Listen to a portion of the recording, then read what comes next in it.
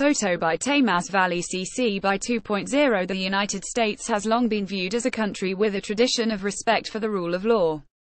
Political figures were held accountable to the courts, and independent bureaucracies enforced rules and regulations.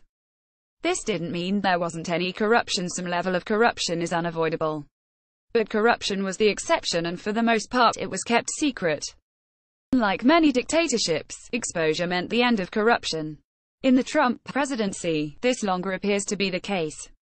Donald Trump has been defying the rules and norms that had governed past presidencies from even before he was elected.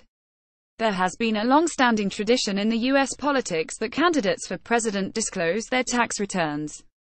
This allows the public to see potential conflicts of interest and also to assess a candidate's past behavior to determine if they have acted ethically in acquiring the wealth they have. Throughout the campaign, Trump refused to release his tax returns, claiming that he was being audited by the Internal Revenue Service (IRS). He indicated that he would disclose his returns once the audit was completed. This claim made no sense, since there is nothing about an audit which would preclude public disclosure. The IRS already has his returns, so it wouldn't be getting new information that would be harmful to Trump if the returns were made public. In any case, this excuse seems to have disappeared on Election Day, with Trump adopting the new position that the public had voted and decided they didn't care if Trump shared his returns. Instead of committing to the release of his tax returns after the audit, he committed never to release his returns. But this was just the beginning of the Trump administration's contempt for the law and long-established practices. Unlike past presidents, he refused to either disinvest from his business empire or even have it placed in a blind trust. Instead, he had his holdings placed in a revocable trust, which allows him to retake control at any time. His children maintain day-to-day responsibility for running the business. He quite openly uses his office to profit from his business.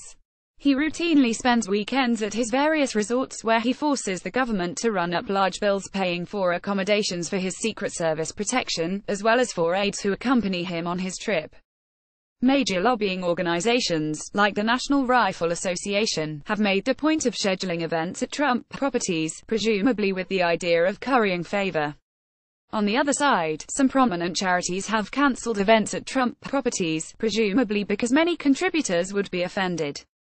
There are also reports that State Department officials have recommended that foreign governments make a point of using Trump hotels to stay on the administration's good side. This would seem to run directly counter to a provision placed in the U.S.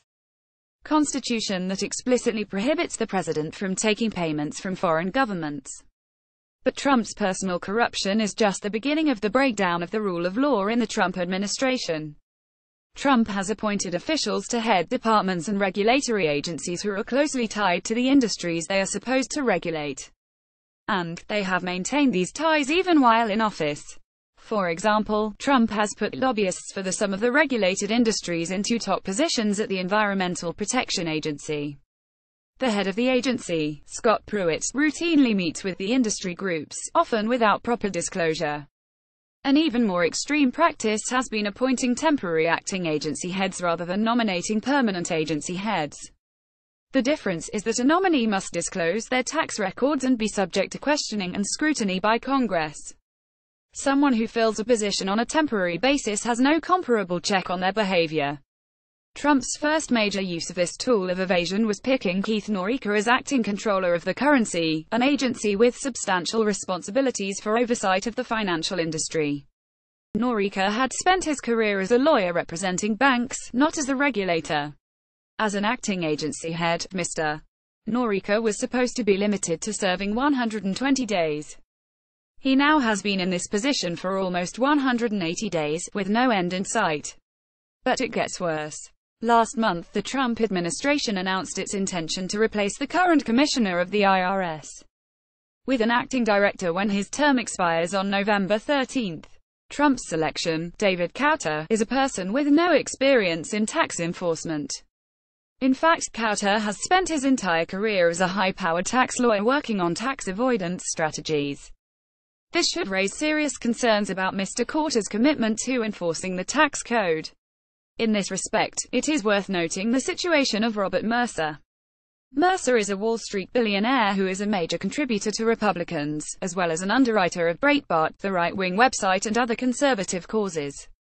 The IRS has determined that Mercer's hedge fund violated the law and owes $7 billion in taxes and penalties.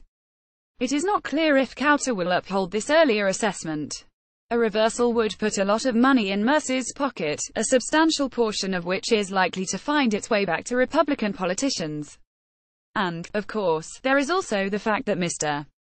Kauter will ostensibly be involved in overseeing the review of Donald Trump's own taxes, which are still under audit, if the president is to be believed on this point.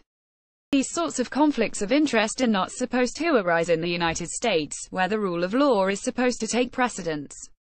But Congress is the entity that most immediately is supposed to pose a check on these sorts of abuses, and the Republican leadership has said as clearly as possible that it doesn't care. This article originally appeared in the Hankyoreh, South Korea.